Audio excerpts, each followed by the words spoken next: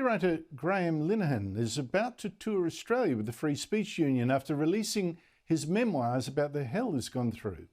Tough Crowd, the book is called, and you could actually say savage crowd. Linehan has lost his brilliant TV career and his marriage because of his opinions about transgender politics.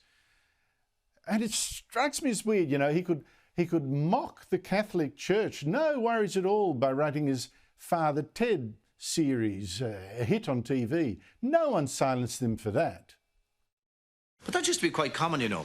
The favourite son would become a doctor, and then the idiot brother would be sent off to the priesthood.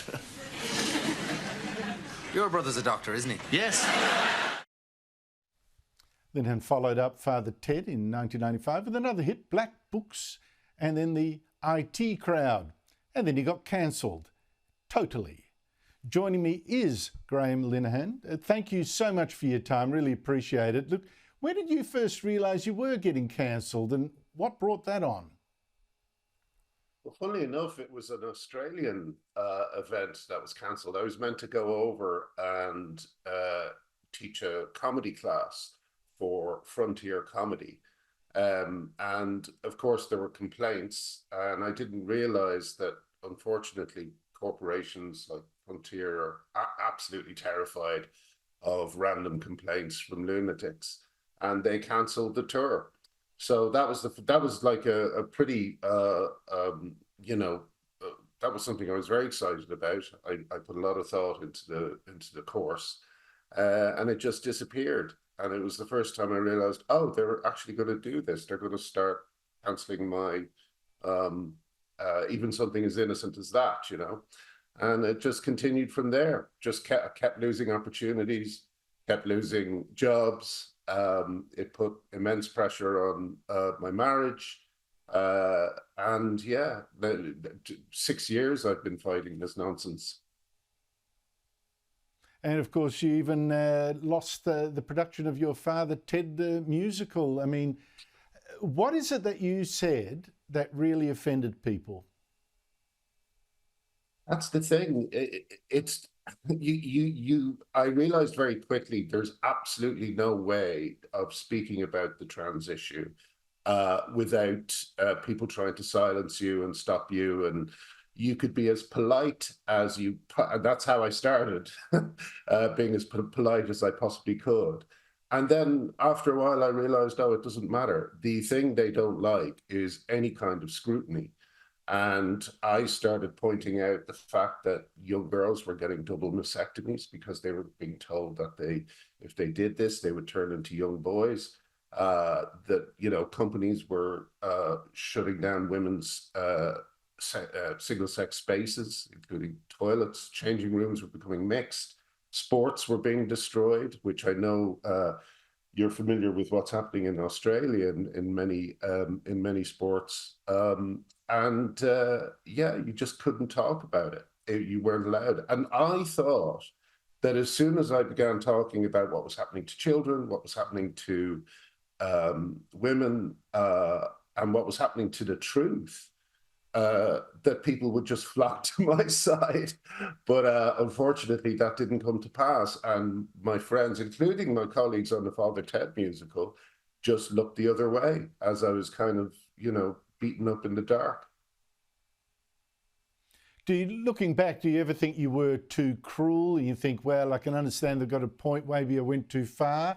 Or was this just, look, you just can't have these views however you put them? Well, the thing is, trans rights activists are astonishingly cruel. As you saw just before the break, they wrap people up in legal actions and complaints that are incredibly stressful and cause immense damage to people's lives. They speak about women in the most disgusting fashion. They treat basic feminism as if it's bigotry. And so, again, you know, there was absolutely nothing I've said that comes close to the death threats, the rape threats that the women I support have been receiving. I mean, the most visual and obvious example of that is J.K. Rowling, you know, where they did things like when she published a children's book, they published pornography under her tweets about her children's book. That's the kind of people we're up against. And I just think that, like, any time I used humor in the past to speak about a political issue or something I was concerned about, it was never a problem. No one cared. But as soon as I came for men who identify as women, they were considered holier even than priests were when we started writing Father Ted. And I don't agree with any sacred class being created. We saw what happened with the priesthood when that happened, and it's happening all over again with trans-identified people who are just normal people like the rest of us. Have you ever thought, Graham, that, you know, this has cost me too much, I better shut up, keep my opinions to myself? Many people do that now for sheer fear. I mean, I've never known this level of intimidation for decades and decades. Yeah, it's almost like something like the McCarthy years. And I think what you just mentioned is one of the greatest problems. It's having a chilling effect, even on research. There's lots of researchers who are trying to look at the effects of testosterone on women's bodies, trying to look at the effects of estrogen on men's bodies. There's some terrible things that are coming up, like, you know, bone density and you know, things that these young people are not being told. And the scientists who are looking into them have had their research cancelled, and a lot of them say that they simply won't touch the subject because whatever they do just gets greeted with incredible hostility. So yeah, it's not just a bad thing for comedy where you get whole areas that are suddenly declared off limits, but also for, you know, things, very important things like researchers and data is being corrupted. We all know, we all have experience of seeing newspapers name, like for instance, in the UK, we've had rapists called women, you know, called she and her. And it's an assault, it's a full frontal assault on reality and on women and on children. And I think we all have a responsibility to fight it.